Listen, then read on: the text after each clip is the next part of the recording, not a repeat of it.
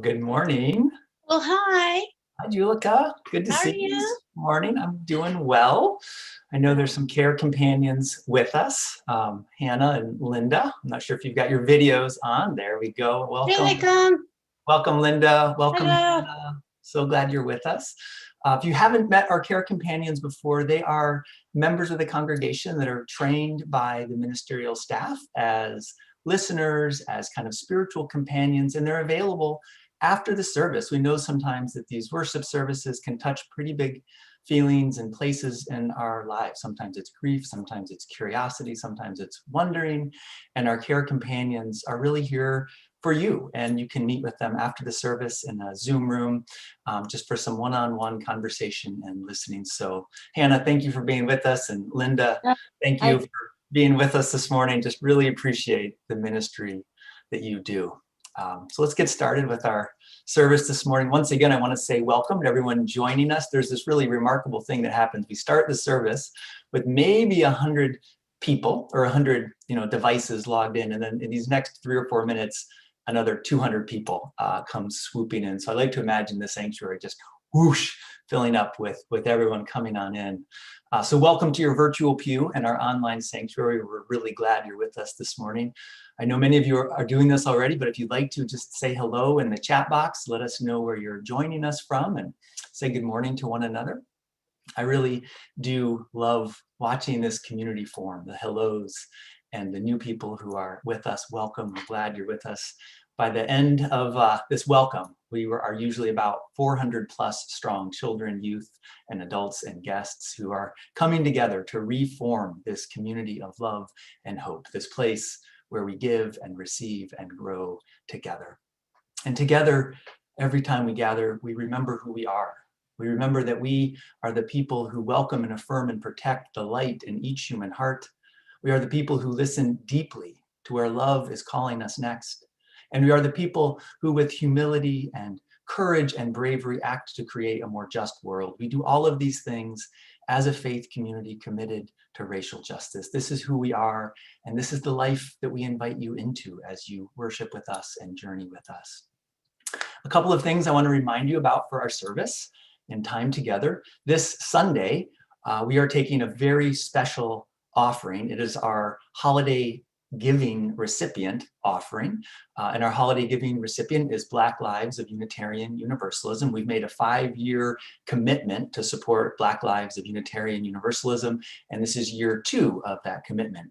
Many of you were worshiping with us just a few weeks ago on November 15th when you heard from Lena K. Gardner, the executive director of Black Lives of Unitarian Universalism, and you heard from some families who were reimagining the holidays and reimagining ways they might reduce their spending to then make a collective gift to Black Lives of Unitarian Universalism.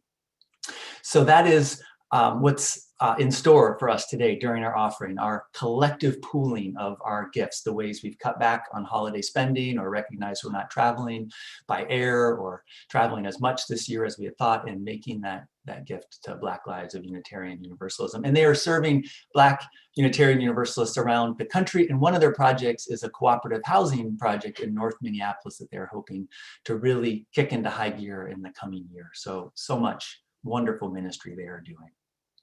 I also want to say, if this is a season where you are really struggling, if you are feeling pinched in all kinds of ways, financially, emotionally, psychologically, spiritually, whatever it might be, we are here for you. We are here to meet with you one-on-one, and we're here with a emergency fund to support you, whether it's housing needs or food needs or transportation needs or medical needs.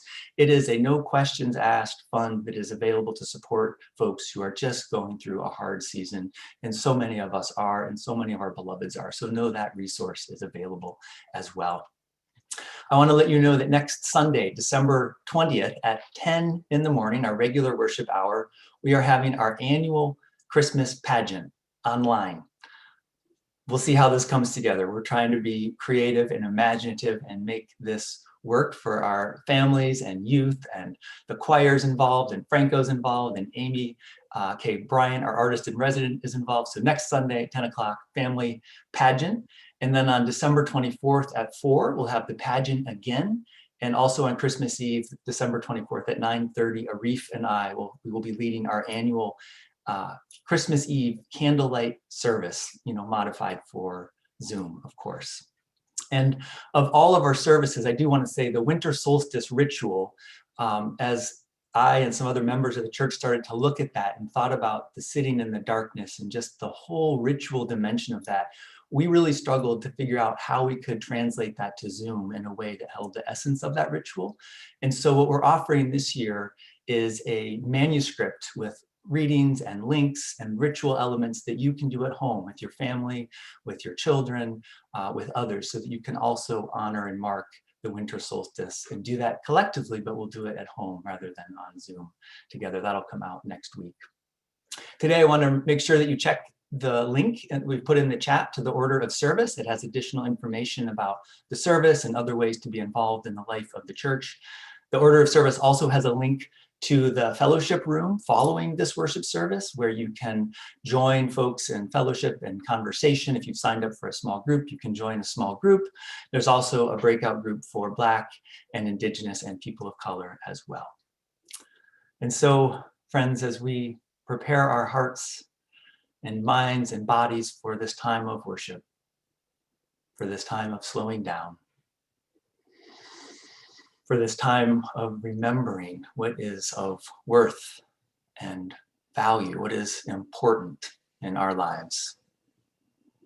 Let's take a moment just to breathe together so that across time and space and distance, we can synchronize our breathing or know that we are sharing this common breath, one with another. So I invite you to take a really deep inhale in through your nose and then out through your mouth. You can just feel your body settling into the chair, feel your feet on the floor if you're able to. Another breath in and out.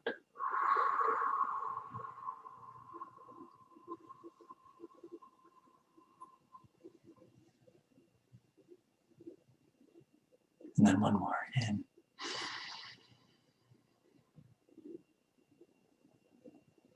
And out.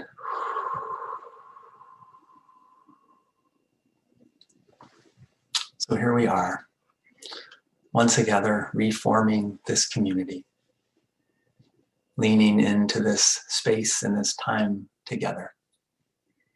And we begin our hour of worship with our chalice lighting. And I invite you to join me in saying those words as Kate and Henry light our chalice.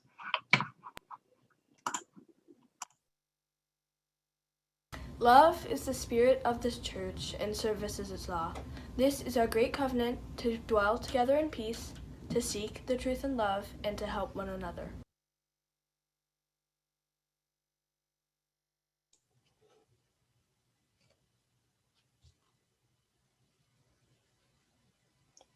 That's quite the little magic trick with the hand. I love that way of lighting the chalice. Thank you. Justin, are you coming back to talk to me? I need you for my story. There you are. There you are. I'm here, sorry. No worries, no worries. All right, so today I'm doing a question box for the message later on, and for the story this morning, another box. A wonder box. Dun, dun, dun, dun. As you know, beloveds, I like my things to be interactive, and I invited Justin to be here with me so that he could interact with me. But please, kids and youth, get your parents and your caretakers and your people near the keyboard so that they can participate too, and they can help you type or type on your behalf. Because we are going to go into this wonder box and discover some things. Are you ready? I'm ready. Okay, good. All right, before we go in, I'm going to set up the story. A long time ago, in a galaxy far, far away, a group of people came together to talk about important things, including how to treat each other better, how to deal with the problem of racism. And they were really committed. And so in this box, I have some objects that represent different parts of their conversation. So let's see, let's go in and see what we discover. I flipped it around so that you can't see in advance, Justin, because I want to do one thing at a time. Dang it. Yep, that's how it is. Here is the first object from the Wonder Box. What is this? That looks like a lightsaber. Whoa. What? Yes. Holy cow. I love this lightsaber and I love flicking it, and I'm glad it worked. This lightsaber represents the need and desire to say everything that you believe the moment that you believe it. I get to say everything I want. This was one of the things that people brought to the conversation at the beginning. Freedom of expression and desire to say everything I want. Okay. Next.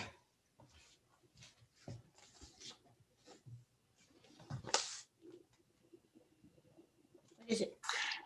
Is that a shield? Is that a A Captain? shield. It's Is that a Captain America's shield. Thank you very much. Okay. Yes, it is Captain America's shield because I am mixing my world here. I'm doing a little bit of everything, but we're all geeks together.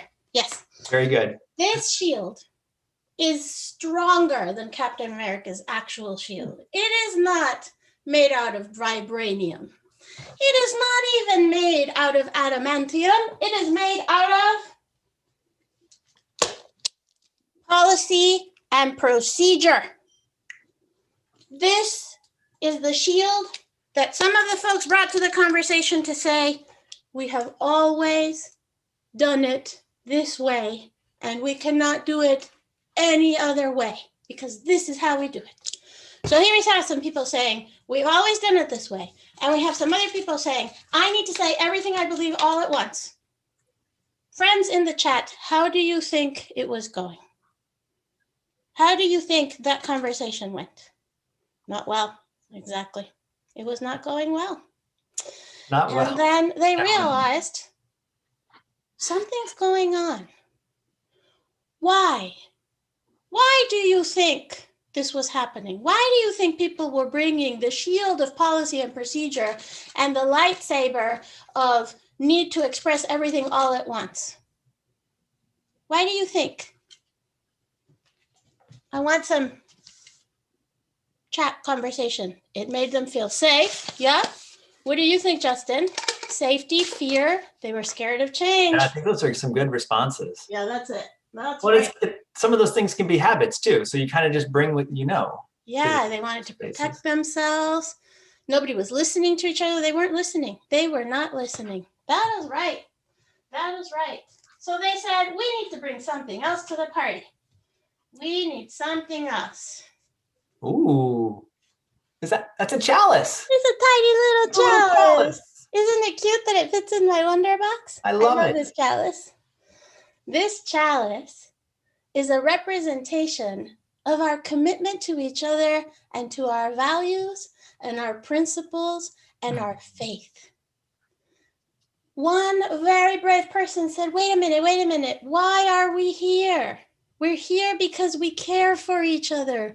We're here because we love each other, and we can use a covenant, and we can engage in this conversation in different ways. And everyone said, right, that's what we can do. That is helpful. So then they really started talking about, okay, so what happened? What's going on? And so let's talk about the feelings that some of these folks may have had. And you've already said some of them. Frustration, fear. I've got here some rocks.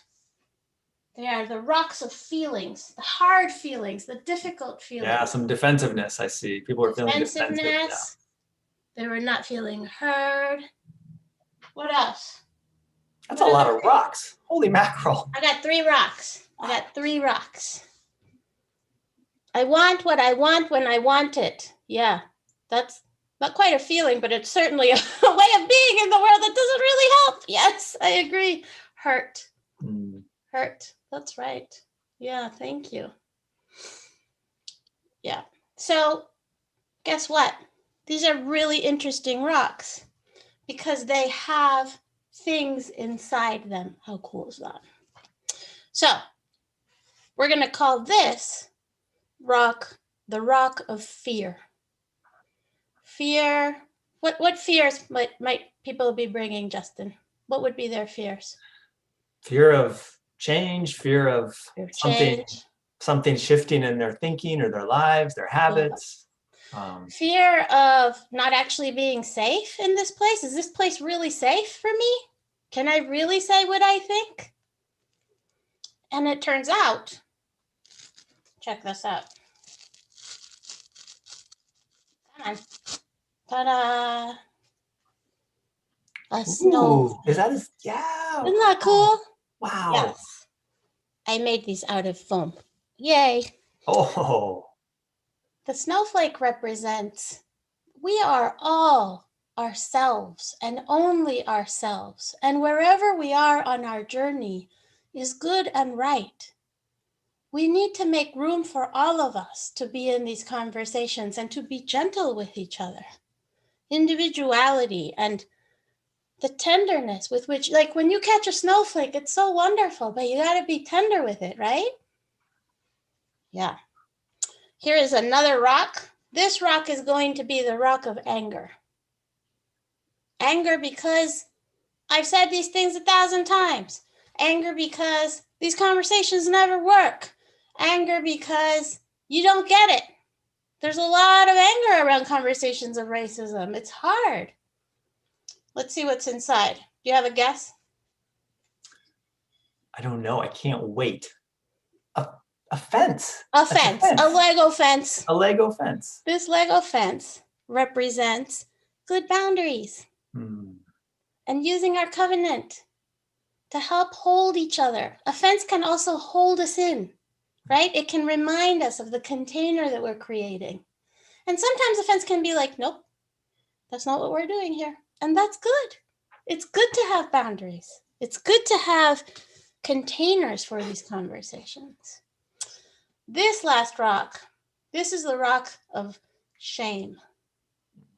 This rock is the rock of, I'm not good enough. Where I am on my journey is not good enough. I always say this wrong. I'm not a real person of color. I'm not okay the way that I am. All kinds of different shame. Inside this rock, we have a heart. A heart. A little heart. A heart made out of rose quartz, actually. Turns out that heart comes from the word cur, and there is a connection to the word courage. Courage is about having heart. It's about being strong. It's about naming the truth and choosing to stay in relationship. Having courage and having heart is a really important part of racism, of talking about racism and ending racism. And so then, my last thing, as these conversations happened. That's a big heart. That's a really big heart. It looks like a soft, plushy heart. Really squishy. Yep, it's a little heart pillow. And it was such a relief for folks to realize that they could bring their hearts to the conversation and that they could be together and engage in real and true ways. And then the conversation really got started. And that's the story today. Thank you, Justin, for being my audience for my Wonder Box. Thank you. I appreciate you. Wonder Box. I can't wait to see what comes out of that next. Yeah, some other time there will be more wonder things in the Wonder Box. Thanks, Julica. Thank you, friend. And I want to invite us now to continue to deepen into this conversation and into this moment and to connect to our commitment for change and for transformation. This is Ella's song.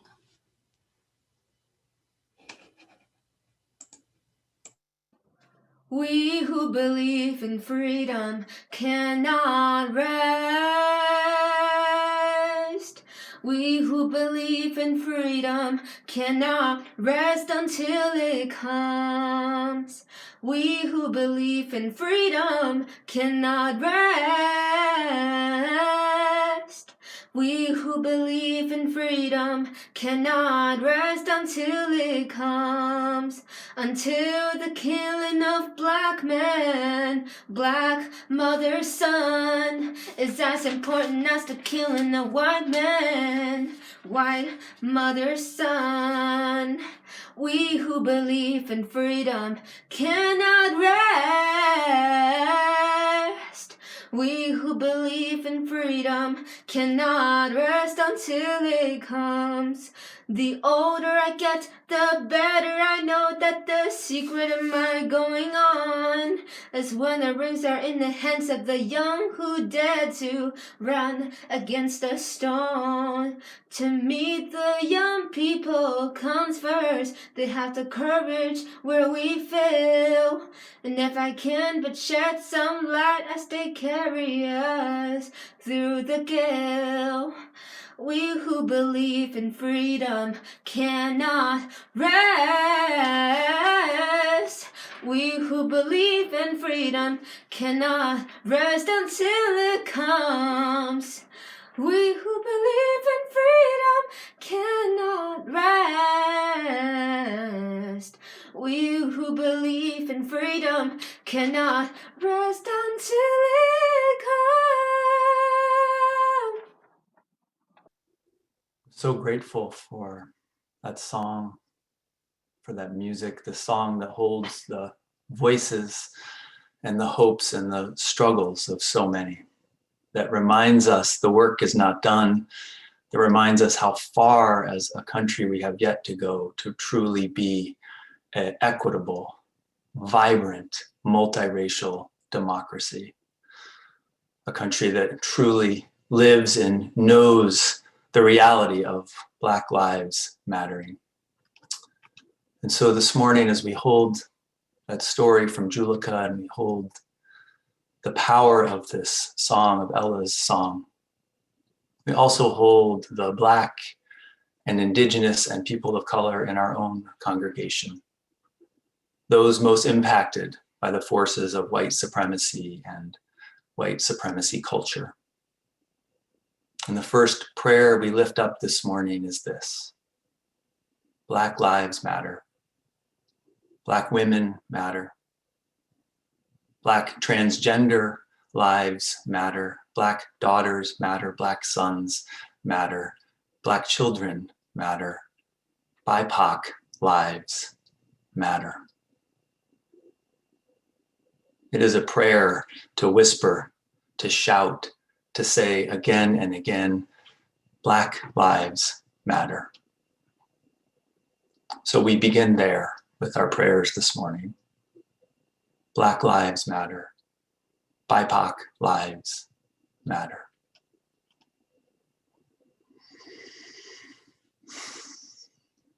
And we also pray this morning.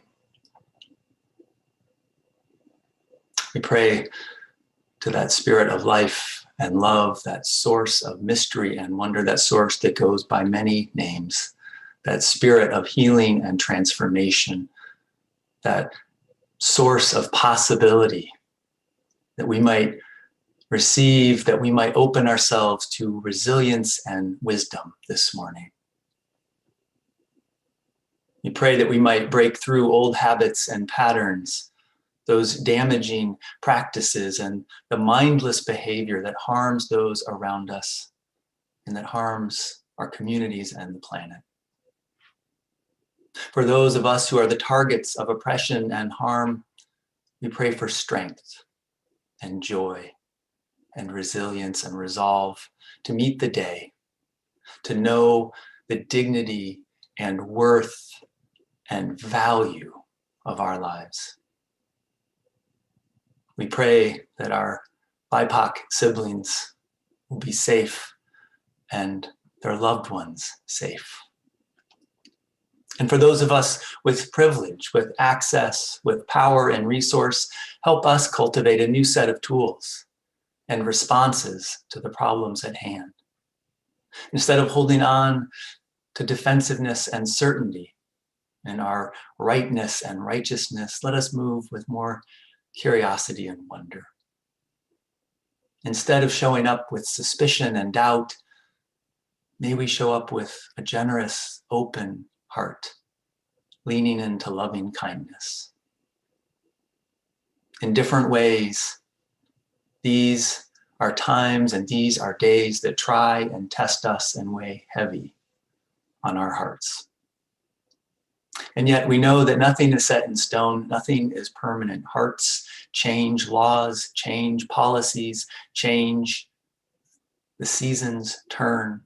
We can begin again in love with sacred promises. We can begin again in covenant with one another, with mindfulness. We can begin again recognizing the underlying unity and oneness that holds us all. And part of what connects the human family together, despite perceived differences, is the reality of gratitude and grief, birth and death, joy and sorrow. When we take our first breath, we are all invited into the arena of life where we wrestle and dance with all of those feelings, the gratitude and the grief, the joy and the sorrow. And so this morning we give thanks for the gift of life, the gift of love, and the gift of this day that we did not and really could not even make, but is here unfolding in front of us.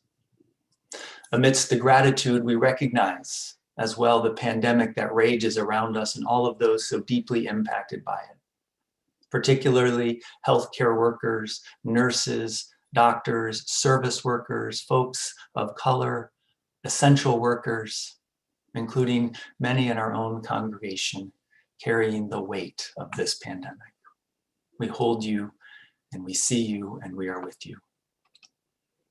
And we hold those living alone, those living with grief or sorrow, those living with depression or other mental health challenges. May our love and care, and may the love and care of the Spirit of life be with you this morning. And parents with young children whose deepest and hardest and most important spiritual work is simply showing up with as much presence as we can muster in this time. We are with you as well. And I invite you now, beloveds, as you are moved, to share the grief and the gratitude that is with you this morning, to whisper it silently if that feels right, or to share it in the chat box as together we share what is moving in our hearts and in our spirits this morning. And I'm inviting both the sorrow and the worries and the joy and the gratitude to weave together in this time, so we can see they are part of the same stream that holds all of us, that holds life itself. And so I invite you, as you are moved, to share the joy and the grief that is with you in the chat box, and together we will witness and hold one another.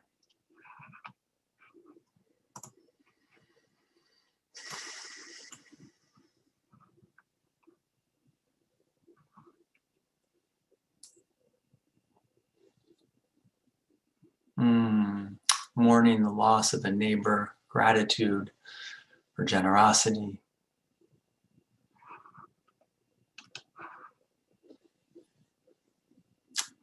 Just feeling the weight of this time, feeling the heaviness of this time. Gratitude for seeing family. Loved ones who are struggling with cancer or chemotherapy. Grateful for origami. The last week of school before winter break. The heaviness of a sick child. Sorrow that the holidays will be different this year. Perhaps unable to gather, most likely unable to gather with extended family.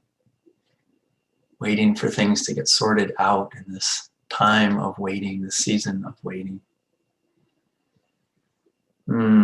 Holding both the loneliness of this time and the joy of laughing with a friend. Grateful for cats and a partner. those family members struggling with COVID. Grateful for friends. There's a lot flying by here. I know I'm not catching it all, but the loneliness that so many of us are feeling. Our animal friends bring us so much joy, it seems. The gentle snow floating down in a warm home.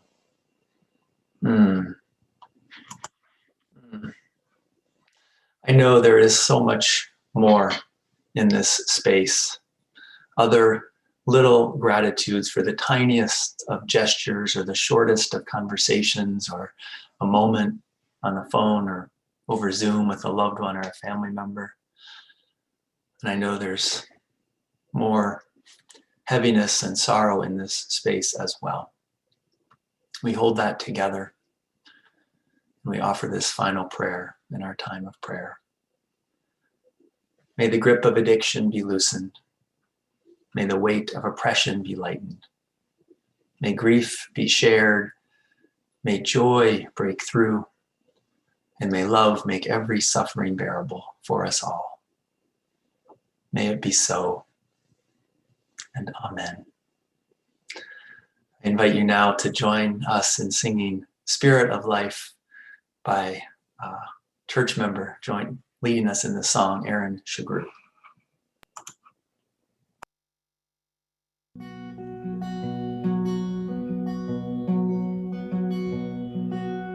Spirit of life, come unto me. Sing in my heart all the stirrings of compassion. Blow in the wind, rise in the sea. Move in the hand, giving life the shape of justice. Roots hold me close, wings set me free. Spirit of life, come to me, come to me.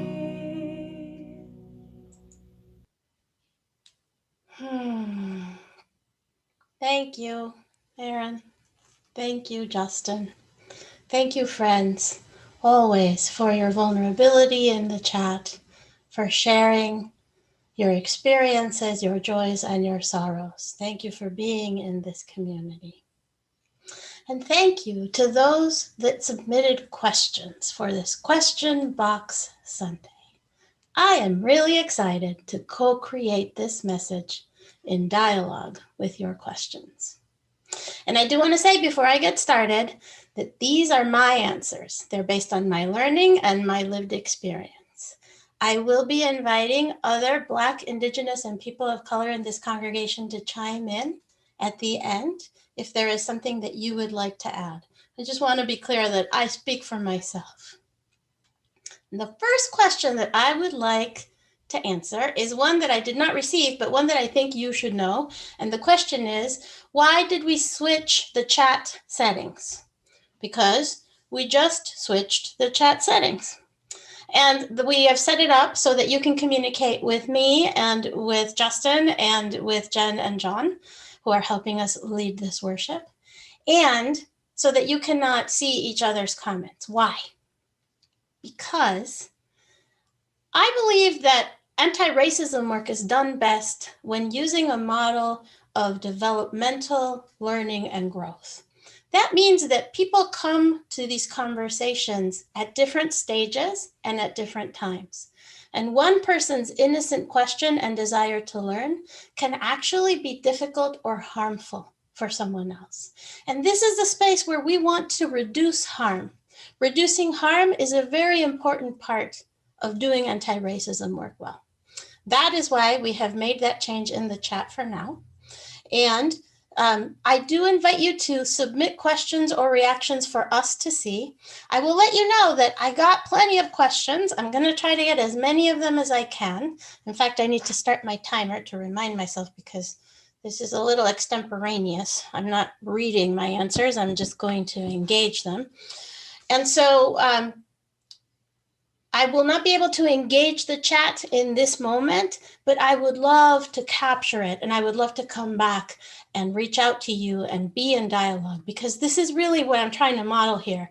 Anti-racism work is a learning process that occurs in dialogue, and I'm really excited to be doing it. All right, so let's get started. The first couple of questions I received were similar, so I'm going to read them together. The first question is, as you probably know, the environmental justice team and the church has a long-standing allegiance with the LaPointe family and their efforts to promote Niki Wakan, Indigenous Water Decade. Is there more that we can do as a congregation? And the second question is, in Minnesota, the oppression and racism of Indigenous people is very deep. We are a water protector congregation, and as such, what might we do as allies of the water protectors at line 3 now? So I want to say thank you, Environmental Justice Team, for the leadership and the work that you have been doing in this area. There are very many good opportunities to engage right now around these issues. And I want to direct you to the order of service. And John, if you could share the link one more time. The order of service has resources for further reflection and learning, and there's several links regarding this topic so that you can follow up and sign up and get engaged. It's very important work. And once again, thank you very much, Environmental Justice Team. I see you and I appreciate your ministry. All right, now I have 2 questions about reparations, which were pretty similar, so I'm just going to read one of them. One of them was really basic, like, are we doing reparations? Why or why not? And the second one is, when will the congregation and leaders be ready to have real conversations about what reparations might look like on a personal, congregational, and community level? A few years ago, we made a commitment to Village Trust, a Black-led credit union that was starting up in Minneapolis.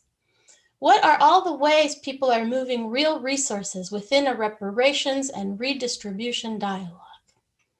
Thank you. This is an important question and an important topic. At First Universalist, we are not yet having formal conversations about reparations, and I look forward to doing that.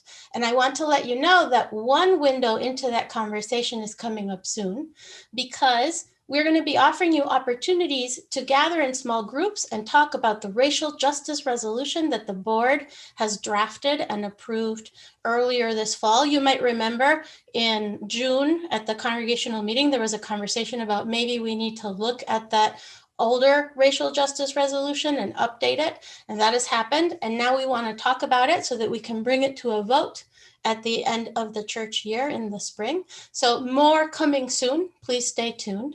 And there's also more information in the order of service about reparations. There's a link to information from the Commission on Institutional Change at the UUA and a really good summary of reparations and why it's important and what's going on. So if you want to know what that means or what's happening, if you want to get in on the ground and start learning about it, I recommend that link to you. More generally, I want to say that talking about reparations and other difficult and intense and interesting and important topics is part of what we need to do as a congregation so that we can up our game in our anti-racism. These conversations can make us anxious because we might disagree, we might have conflict, we might feel like I was telling in the story for all ages, we might feel uncomfortable. We might not feel heard. Like there's all of these different fears and feelings that we bring to these conversations. And it's important that we do them. It's important that we engage because that is what is going to take us to the next level. And so this question about reparations actually had a second part, which I want to now read because I wanted to divide it up and address the first part first. So this is the second part. How do we get past altruism and white saviorism? How do we get past protecting our own and become a community of radical generosity? We are also in that time of progressive slide. Following a big event or push, there's a tendency towards going back to the way things were. I don't hear this from the leadership, but especially now that we are dispersed as a congregation, physically not in each other's presence where accountability is stronger, How are we building resilience for change in the long haul? Again, thank you. Thank you for this question. Because yeah, that's right. People of color, we stay committed because we have to. Our lives are at stake. White folks can slide back into the status quo. Water. So when we think about resilience, I would say that for us people of color, we have our own journey of liberation and growth. We need spaces and support to do that. We build resilience by following our joy, by prioritizing our health and our well-being and our spiritual growth. And I would say that all of us need to engage this work from a place of spiritual growth. When we look at racial justice work and anti-racism work as a faith formation project, things shift. It's actually pretty exciting. When we look at it from a place of what does this mean to me and about me? How do I make meaning of the world and the place where I'm in it? These are all theological questions. And when we engage it that way, here, and not just here in our heads, so in our hearts and in our guts, when we engage it like that, we break open. We find new ways of understanding things. We give ourselves permission to grow. That's really valuable. And that is, I think, part of what we need to do in order to move to the next level, as this question is asking. And I would also say for white folks, I believe that spiritual containers help you stay in the discomfort. When you remember that you can do hard things, you're willing to expand and push, and your circle grows bigger and you take more risks. I see it happen over and over again. And that's natural for all of us. As we feel loved, as we feel seen, as we feel safer, capable of dealing with the world, we are more willing to take a challenge. We are more willing to engage. That's how this works. And that, I think, is what's needed as we continue this work together. Thank you for this question. Thank you. All right. So for the next couple of questions, I'm doing really well with time. Yes, I should not have said that. I just set myself up, didn't I? Okay. I have two questions that are similar. They're not the same, but they're similar, so I'm going to read them together and answer them. All right. The first one is, as a white senior woman, how do I engage in meaningful conversation, me as the listener, with people of color? Where do I find that person, and where is a safe space for both of us? The second question is, when I'm in church on Sunday mornings, or was pre-pandemic, I interacted with so many lesbian friends and acquaintances that I simply interacted with them as individual women in all their complexity, rather than as women characterized primarily by their sexuality. But I see or saw Black people primarily as Black people, and I feel or felt self-conscious, and I want to be careful not to make a mistake. How and when will I and will we get past that point? And is that a worthy goal? I would say yes. Yes, it is a worthy goal. And I think that the best way to engage this challenge is through exposure therapy. I mean, you yourself said it.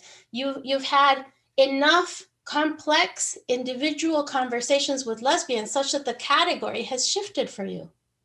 It doesn't register as important anymore. You're engaging with each person individually. And that would be the case as well if you had more interactions with Black people or with other people of color and you had more exposure. Now, this relates to the previous question of where can I have these conversations and how can I connect? So I will say that for me as a Mexican immigrant, if you want to connect with me primarily because of my identity, that doesn't feel so good, because my identity and my lived experience has become an object of your learning, or it has become a tool. So it feels a little tokenizing. It doesn't feel good and right. And I have had folks come up to me and say, I want to practice Spanish with you, or you're going to be useful to me. And that's, What I think would be better, and what I would recommend to you is, to you both, for the exposure therapy and for the request of where do I find these conversations, we need spaces where we have projects in common. And the project can be a social justice project. It can be something that we're doing together to make the world better, or it could be a quilting group or a crafting group or a book club, or, it doesn't matter, but there's something else that brings us together in a multiracial space. And we're focusing on that. And then we get to know each other. And then we become more complex people in each other's eyes. And we understand where each person is coming from. And I want to name something that's difficult about this. It's a little tricky. My white friends and allies hold me and my identity in a particular way that lets me know that they know that I'm Mexican and that I'm an immigrant and that I'm different from them. But it's not the center. It's not in the center of our conversation all the time. It's not awkward. It's not like an elephant in the room. It just is part of how we are together. And this is a weird analogy, but when I was thinking about this, I think this is like grief. Like if I have recently had a loss and you're interacting with me, you hold that tenderly. But you don't necessarily center it. You let me choose if I'm going to talk about it or not. And I know that identity and grief have nothing to do with each other, but in the same way, like my white friends give me openings once in a while. That must be hard as an immigrant. Or I wonder how that is for your family. And there's an opening. Do you want to talk about that? And then sometimes I'm like, yeah, thank you. That is hard. And this is how it is for me and blah, blah, blah. Even though my white friend doesn't have the lived experience, I can feel that they're making room for me and for my experience. And then other times I'm like, yeah, but then I move on because I don't really want to talk about it with white people. And they respect that. They don't need to talk about it. So that is the thing that is helpful for me when I engage with white folks. And yeah, I think that's all I want to say about that. And the other thing I want to say is that what I appreciate in both of these questions is that you're naming feelings, that this is awkward, that this is difficult, that this is challenging. Yes, there's a lot of feelings and discomfort in this work because it's requiring us to go to the place of the things that we don't know. And that is uncomfortable, but it's also the place of learning. So I invite you to lean into the discomfort and to continue to do it. And, I was talking about exposure therapy and getting to this point where it doesn't register. Well, there's this one other thing that I want to say, which is you don't want to go all the way to minimization where all differences have been squashed. Rather, you want to have an adaptive response, which is that you have that awareness that there are cultural differences at play and that you as a white person are required to adapt to the situation as a courtesy and as a change agent and as an ally. So you still maintain a level of awareness, but it's not the level of awareness that makes you anxious or that freezes you up and that doesn't allow you to engage. And then the very last thing I want to say is there's a difference between multiracial space where people are working together and caucus space. So for white people, I'm going to invite you to please do not crash caucus space. Caucus space that is specifically set up for those of us who are people of color is sacred and very important space. Please honor it. So, all right, let me scroll down. Okay. I have, there was a follow-up to one of the questions that reads, I woke up this morning worrying about whether it was correct to capitalize Black in the question I submitted yesterday. I suspect I'm not alone in this self-consciousness, and I also suspect it would be a pain in the neck for Black congregants to deal with this stuff all the time. I'd welcome your comments. So first of all, thank you again for naming the feeling. You woke up worried. You're worried that you're going to do this right or wrong. I mean, this matters. It takes emotional work to do this, and it's good to know it and to name it and to own it. So thank you. And yes, we do capitalize B in Black. And please see the order of service. There's a really good article there that explains more. And yes, it is exhausting. I mean, I'm not Black, so I don't even know how exhausting it is to be a Black person in America. I assume it is even more exhausting than it is to be a Mexican immigrant. And it's not a competition. But I will name that as a Mexican immigrant myself, I have had what I call the social hour pounce. Anytime that there is a racial justice conversation, people afterwards want to come talk to me and reassure me that they are good people or ask me some questions or engage with me because there's all this excitement. And that is why caucus space is valuable. And also, white caucus space is valuable because you can bring your questions and your anxiety and say, I feel really foolish about this feeling, help me. And then someone can say, yes, I had that feeling too, and this is what I did. Because in white caucus space, folks who have been doing more of the work can help newer white people to the conversation come along, and it works really well. Speaking of caucus, I do want to say that today I am going to be spending my time with the Black, Indigenous, and People of Color Coffee Hour because centering the spiritual needs of people of color is another important value in a congregation that truly values anti-racism. And so I'm going to practice what I'm preaching. But if you are interested in having a white caucus conversation, I would be glad to join you at a future time. I am one of few people of color who actually enjoys working with white people. We're still figuring out where that came from or why, but it's true. I really like doing anti-racism with white people. And so if you are interested, there is an opportunity in the order of service to sign up and to say, yes, I would like to be in a conversation that would be a little more relaxed than this. So please sign up. I would love to have more conversations with you after that. And I want to give a heads up to the people of color in the congregation that I'm about to answer the last question.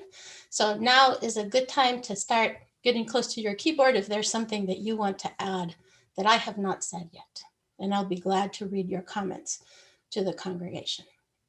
So the last question is, what is a new term that we can use other than defund the police to describe the changes coming to the Minneapolis Police Department? And so my answer to this question is with another question. When it comes to the topic of defunding the police, is this the best question that we could be asking? I don't think so. Now, whether to use the phrase defund the police or not is a topic that is currently being debated in Black communities. And so what I want to say is those of us who are not Black need to stay in our lane. We need to let Black communities have that conversation and let them tell us the language of their liberation. So let's follow their leadership.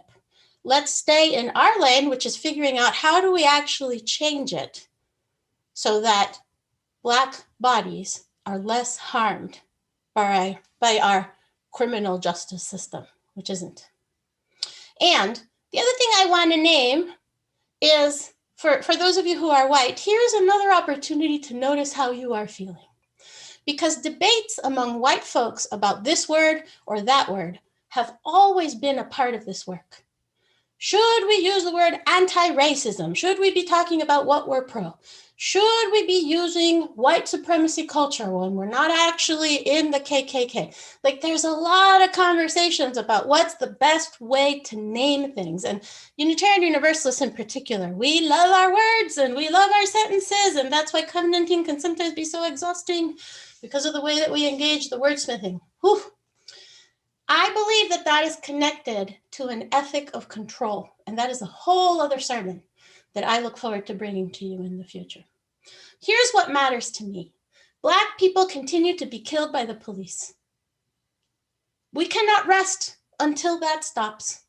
That is where we need to put our energy. We need to stop the policing of Black and brown bodies. We need to overhaul this so-called criminal justice system. And I would like to bring your attention to the Los Angeles district attorney who just got sworn in and in the past few days has just been like making changes like that. It's like, what? And there's an article in the order of service to learn more about it. I saw it in a Facebook feed and some of his tweets, and it was just like, wow. This is how we do this change. It's amazing. I get goosebumps just relating it to you. So I just want to invite us all to stay in the conversation, to stay in the discomfort, to stay in it as we are learning how to have these conversations. And I would now like to invite Black, Indigenous, and people of color in this congregation to say anything else that you would like me to add. And I'm more than happy to add your voice if there is something that you would like me to say.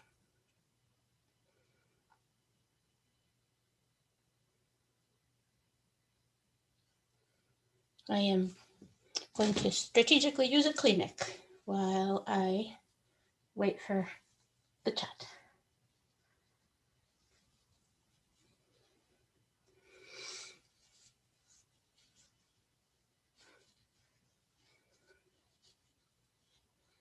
Okay. I am not seeing anything, so I'm going to wrap us up.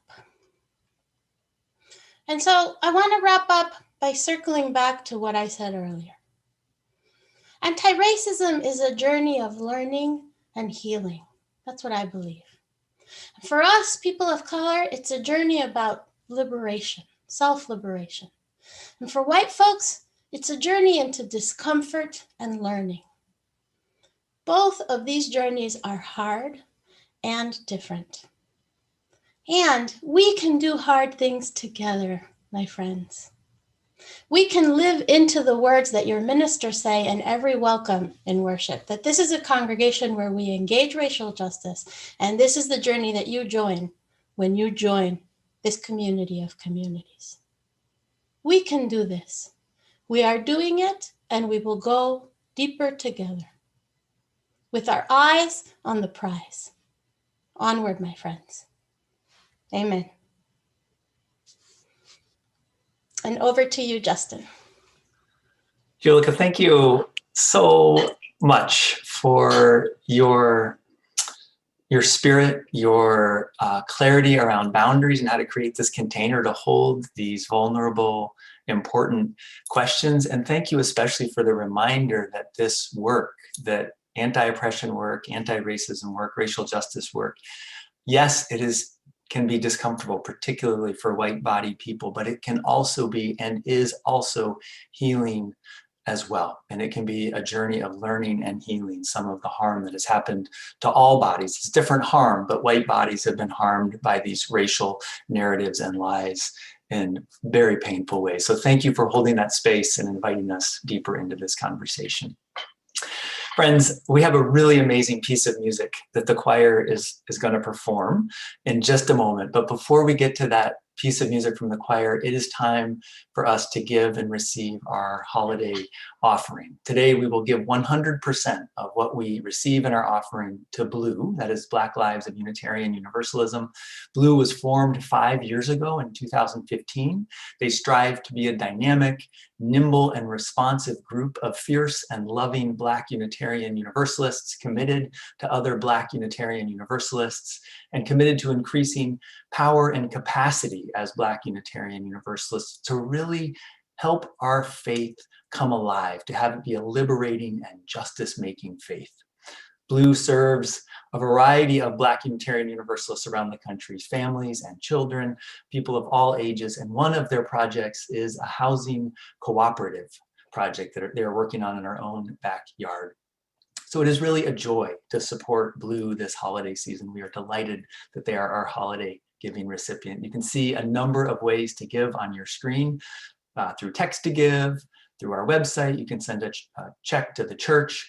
I also want to say during this time, as we prepare to make our holiday gifts, that if you are struggling, if you are needing support from the congregation, we are here for you, and we are able to offer that support for housing or medical or food or transportation needs that you might have.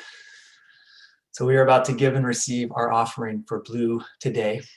Whatever we give today will be added to the $2,000+ we collected on November 15th, and then that total gift will go to the work of Blue.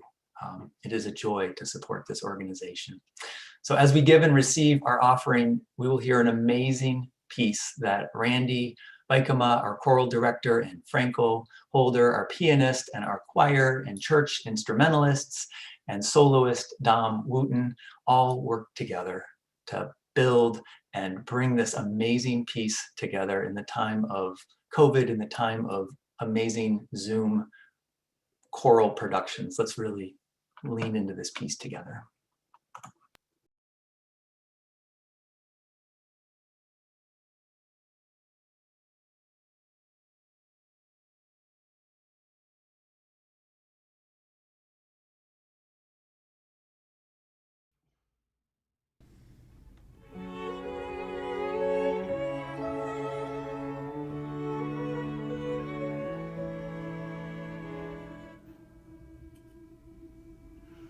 Go out and tell our story, let it echo far and wide.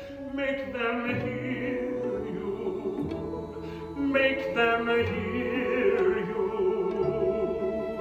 How justice was our battle line, how justice was denied. Make them hear you, make them hear you. And say to those who blame us for the way we chose to fight, that sometimes there are battles which are more than black or white. And I could not put down my sword when justice was my right. Make them hear you, make them hear you. Go out and tell our story to your daughters and your sons. Make them hear you, make them hear you. And tell them in our struggles we were not the only ones. Make them hear you, make them hear you. Your sword can be a sermon or the power of the pen. Teach every child to raise his voice, and then my brothers justice be demanded by million righteous men. Make them hear when they hear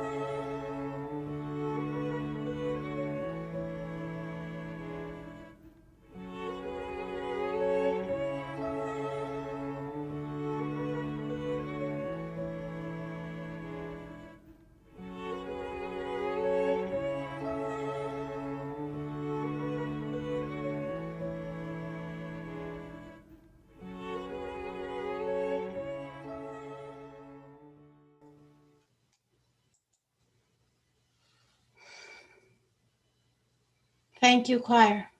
Thank you very much. I offer you this benediction in 3 parts. Black, Indigenous, people of color, multiracial people. A blessing on your journey of liberation and growth. A blessing on your self-care and deepening understanding of how to best navigate the systems and institutions that were never meant to see you thrive. And a blessing on our small BIPOC community here in this larger First U community, May it continue to grow and thrive and nourish our spirits. White allies and co-conspirators, a blessing on your questions and your curiosity and your willingness to grow. A blessing on your willingness to be uncomfortable and learn and figure out what you don't know that you don't know. A blessing on your persistence in this work. For all of us in this Zoom room today and watching this recording in the future, a blessing on our commitment to do this work together and apart as needed. A blessing on this community of communities. Onward in the work, my friends, onward. Eyes on the prize. Let us prepare to go now in peace as Aaron guides us in song. Go now in peace, go now in peace. May the spirit of love surround you everywhere, everywhere you may go.